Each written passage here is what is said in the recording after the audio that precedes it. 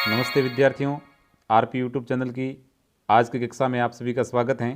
मैं हूं Ramesh Parmar, senior teacher, और आज लेके आया हूं क्लास 9th संस्कृत सब्जेक्ट का पंचम पाठ सुक्तिमौक्तिकम का दूसरा भाग। प्रथम भाग में हमने 4 श्लोकों का हिंदी अनुवाद समझा और आगे के श्लोकों का हिंदी अनुवाद और भावार्थ हम इस वीडियो में समझेंगे। तो वीडियो के अंत तक बने रहिएगा। वीडियो को लाइक, शेयर, कमेंट करें, और यदि मेरे चैनल पर आप पहली बार हैं तो चैनल को सब्सक्राइब करें और बेल आइकन दबाएं ताकि नए वीडियो का नोटिफिकेशन आपको मिलता रहेगा। तो चलिए बच्चों, आज की कक्षा में हम आगे समझते हैं। हम समझने जा रहे हैं। अगला अपना श्लोक है 5वां। गुणेषु एव हि कर्तव्ये प्रयतन पुरुषे सदा गुणयुक्तो दरिद्रोपि नैस्वरेर गुणे क्षमः। ये श्लोक आपके पाठ्यक्रम में मृच्छकटिकम से संकलित है। मृच्छकटिकम का संधि विच्छेद होता है मृत धन शक्टिकम। मृतधन शक्टिकम। मृत का अर्थ होता है मिट्टी और शक्टिकम का अर्थ होता है गाड़ी, यानी पूरे पद का अर्थ हो गया मिट्टी की गाड़ी। ये मृच्छकटिकम महाकवि शूद्रक द्वारा रचित एक 10 अंकों का नाटक प्रकरण है, जिसमें दरिद्र किंतु कभी अच्छी परिस्थिति में रहे हुए ब्राह्मण पुत्र चारुदत्त तथा उनकी गणिका वसंत सेना की एक प्रेम कथा है। इसमें मुख्य रूप से प्राचीन भारतीय समाज की सामाजिक परंपराएं तथा निरंकुश राजतंत्र का वर्णन किया हुआ है। निरंकुश राजतंत्र का चित्रण किया हुआ है। निरंकुश का अर्थ है कि बिना बंधन वाला शासन, बंधन से मुक्त शासन, ऐसे शासन का वर्णन इसमें किया हुआ है। श्लोक का भावार्थ है कि पुरुषे यानी मनुष्यों को सदा यानी हमेशा गुणेषु एव यानी गुणों में ही प्रयत्न कर्तव्य यानी प्रयत्न करना चाहिए। क्या कि मनुष्यों को हमेशा अच्छे गुणों को ग्रहण करने का ही प्रयत्न करते रहना चाहिए। क्यों? क्योंकि गुणयुक्तो यानी गुणवान दरिद्रोपि, गुणवान दरिद्र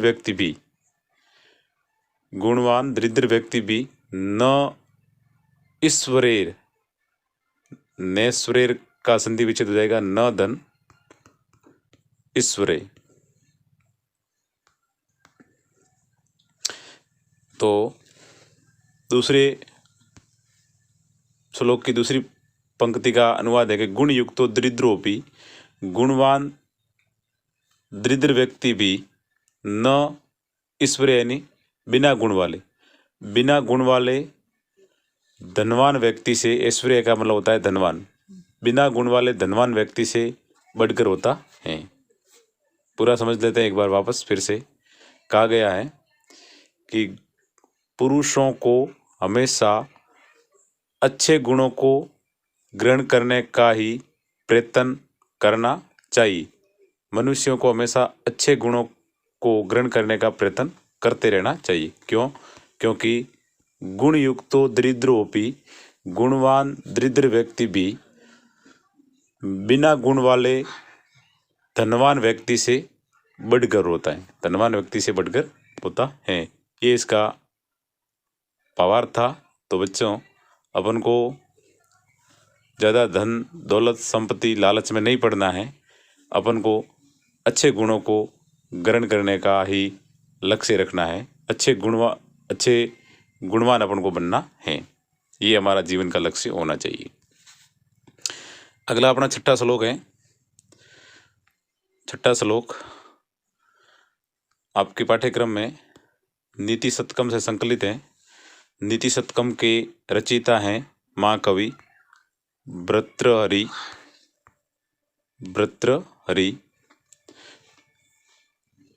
महाकवि भर्तृहरि ने 100 से अधिक ऐसे पद्यों की रचना की है जो मनुष्यों को नीति की और अच्छे गुणों की शिक्षा देते हैं।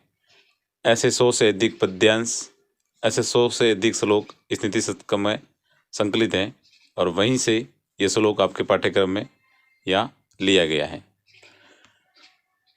इस श्लोक में मुख्य रूप से सज्जन लोगों की और दुर्जन लोगों की, दुर्जन यानी दुष्ट लोगों की मित्रता किस प्रकार की होती है उस मित्रता की विशेषता यहाँ बताई गई हैं। सज्जनों की और दुर्जनों की मित्रता की विशेषता बताते हुए कहा गया है कि आरंभ गुरुवी श्रेणी कर्मेण लघवी पुरा वर्धिमति च पश्चात दिनस्य पूर्वार्ध प्रार्ध बिना शाएव मैत्री खल सजना नाम। शाएव शब्द आया है छाएव, इसका संधि विच्छेद हो जाएगा साया धन इव, गुण संधि का उदाहरण है। छाया धन इव यानी छाया की तरह, छाया यानी छाया और इव का अर्थ होता है तरह, समान। या खल सजना नाम, ये एक शब्द आया है। खल का अर्थ आप जानते ही होंगे, नहीं जानते तो समझ लीजिएगा। खल का मतलब होता है दुष्ट या दुर्जन, दुष्ट या दुर्जन, और सज्जन का अर्थ जानते हैं कि अच्छे भले व्यक्ति, इसका अर्थ होता है। तो मैंने बताया कि इस श्लोक में सज्जन और दुर्जन लोगों की मित्रता किस प्रकार की होती है, उस मित्रता की विशेषता यहाँ इस श्लोक में दी गई है।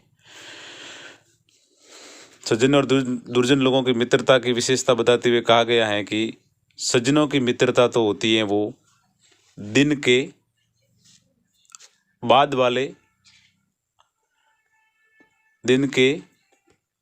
वाले समय में जो छाया शुरुआत में छोटी, दिन वाले बाद वाले, प्रार्ध का अर्थ होता है बाद वाले, दिन के बाद के समय में यानी दोपहर के बाद के समय में, प्रार्ध यानी दोपहर के बाद वाला समय, बाद के समय में अपनी छाया है वो किस प्रकार की होती है। शुरुआत में क्या होती है, छोटी, शुरुआत में अपनी छाया होती है वो छोटी होती है, और धीरे धीरे जैसे ही दिन अस्त होने जाता है छाया है वो उसी प्रकार समय के साथ है वो बढ़ती जाती है, यानी दिन अस्त होने तक अपनी छाया है वो बढ़ करके बहुत लंबी बढ़ जाती है। वैसी सज्जन लोगों की मित्रता होती है, यानी सज्जन लोगों के साथ में हमेशा बैठते उठते रहने से अपनी मित्रता है वो अगाढ़ होती जाती है, मित्रता है वो अच्छी बढ़ती जाती है। जबकि दुर्जन लोगों की मित्रता होती है वो कैसी होती है, दोपहर के पहले के समय में जो छाया शुरुआत में तो होती है, पूर्वार्ध यानी दोपहर के पहले का समय, दोपहर के पहले के समय में अपनी जो छाया है वो शुरुआत में क्या होती है, शुरू में लंबी हो जाती है, लंबी, शुरुआत में लंबी, और धीरे धीरे दोपहर तक यानी दिन के लगभग 12-1 बजे तक छाया है वो एकदम बिल्कुल छोटी हो जाती है। तो दुष्ट लोगों की मित्रता इस प्रकार की होती है कि शुरुआत में लंबी और फिर धीरे धीरे जैसे ही उनका स्वार्थ खत्म होता जाता है मित्रता को वो तोड़ते जाते हैं, मित्रता में खटास आती रहती है। ऐसी दुर्जन लोगों की मित्रता होती है। तो यहाँ सज्जनों की और दुर्जना की मित्रता के बारे में बताया गया है कि आरंभ गुरुवी श्रेणी कर्मेण लघवी पुरा वर्धिमति च पश्चात दिन से पूर्वार्ध प्रार्ध बिना साय मैत्री खल जनाना। ये अपना श्लोक 7वां है, वो आपके पाठ्यक्रम में भामिनी विलास से संकलित किया हुआ है। भामिनी विलास के रचयिता हैं पंडित जगन्नाथ। ये प्रकांड विद्वान संस्कृत के हुए हैं, संस्कृत के प्रकांड विद्वान हैं, काव्य शास्त्री हैं। इन्होंने एक काव्य शास्त्र लिखा है भामिनी विलास। ये पद्यात्मक काव्य शास्त्र हैं और 4 भागों में विभक्त हैं। वहाँ से ये श्लोक संकलित हैं और अपने पाठ्यक्रम में लिया हुआ है। इस श्लोक में कवि ने सज्जन लोगों की विशेषताओं का वर्णन किया है। अच्छे लोगों की विशेषताएं किस प्रकार की होती हैं, अच्छे लोगों की क्या पहचान होती है, उन पहचान को यहाँ बताया गया है।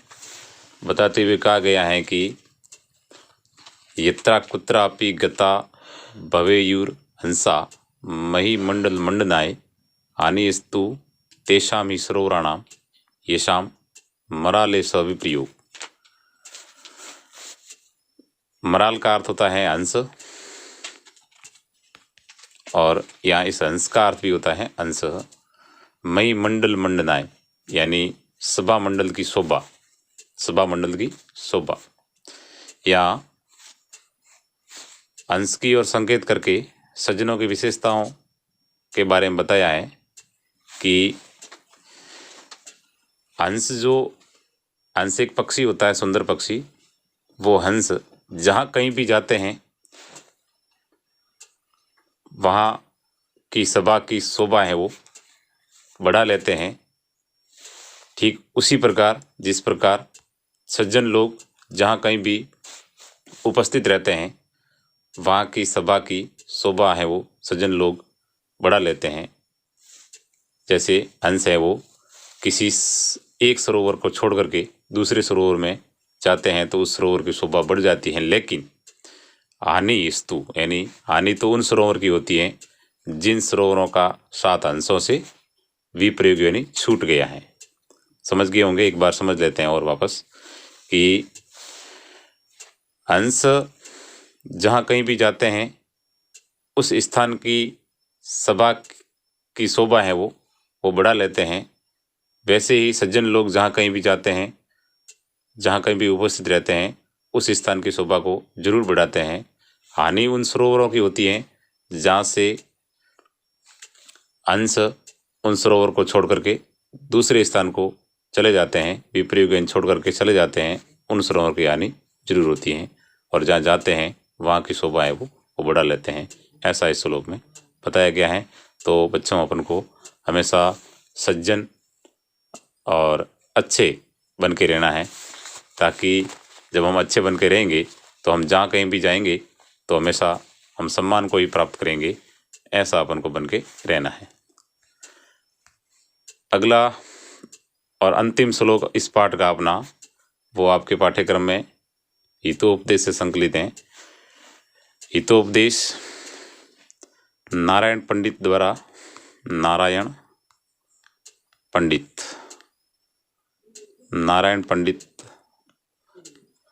द्वारा रचित एक गद्यात्मक काव्य है। इसमें कुल 43 पशु पक्षियों की कहानियां हैं। इस कहानियों के माध्यम से मनुष्यों को अच्छे गुणों की तथा चरित्रवान बनने की शिक्षाएं दी गई हैं। इसमें कहानी कहने की जो शैली है वो पंचतंत्र के समान ही है। पंचतंत्र यानी पंचतंत्र विष्णु शर्मा द्वारा लिखा हुआ पंचतंत्र है वो विष्णु शर्मा द्वारा लिखा हुआ एक ग्रंथ है। विष्णु शर्मा द्वारा लिखा हुआ ग्रंथ है। उसमें भी पशु पक्षियों को पात्र लेकर के कहानियाँ कही हुई हैं और कहने की शैली है वो बड़ी उत्तम और सरल है। ऐसी ही शैली में हितोपदेश भी रचित हैं, जिनके रचयिता नारायण पंडित हैं। और इन दोनों ग्रंथों में मनुष्यों को अच्छे गुणों को ग्रहण करने की शिक्षाएं दी हुई हैं। तो हितोपदेश से ये श्लोक संकलित हैं। इस श्लोक में बताया गया है कि गुणा गुणगेषु गुणा भवन्ति ते निर्गुणं प्राप्य भवन्ति दोषाः आस्वाद्यतोया प्रवन्ति नद्ये समुद्रमासाद्ये भवन्ति अपया। मैंने विच्छेद करके बोला है भवन्ति अपया। अपया का अर्थ होता है पीने योग्य नहीं, पीने योग्य नहीं। क्या? जल पीने योग्य नहीं।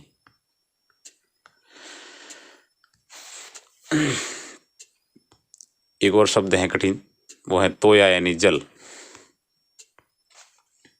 तोया यानी जल, नद्य यानी नदियाँ। ये कुछ कठिन शब्द हैं। गुणगेशु यानी गुणीजन, गुणी जन यानी गुणों को धारण करने वाले गुणवान लोग। तो यहाँ बताया गया है कि गुणगेशु गुणा, गुणगेशु गुणा गुणा भवन्ति, यानी गुणीजनों में गुण है वो गुण होते हैं, गुणीजनों में गुण है वो गुण बनकर रहते हैं। और वे ही गुण यदि निर्गुणम प्राप्य, वे ही गुणीजनों के गुण यदि निर्गुणों को प्राप्त हो जाते हैं तो दोष बन जाते हैं। क्या बन जाते हैं? दोष। तो ठीक उसी प्रकार जैसे स्वादिष्ट और मधुर जल युक्त नदियाँ अपना जल लेकर बहती हैं पहाड़ों से, और उन नदियों का जल जब समुद्र माशादे यानी समुद्र को प्राप्त होकर के खारा हो जाता है, ठीक उसी प्रकार गुणीजनों के गुण जब निर्गुण को प्राप्त हो जाते हैं तो वो दोष बन जाते हैं। ये इसका भावार्थ था। तो आज की वीडियो में बच्चों इतना ही। मिलते हैं अगली कक्षा में। तो वीडियो अच्छा लगे तो लाइक, शेयर, कमेंट करना, और मेरे चैनल पर यदि आप पहली बार हैं तो चैनल को सब्सक्राइब जरूर कर लेना, क्योंकि मैं ऐसे ही एजुकेशनल वीडियो आपके सामने हमेशा लेके आता रहूँगा। थैंक यू, धन्यवाद।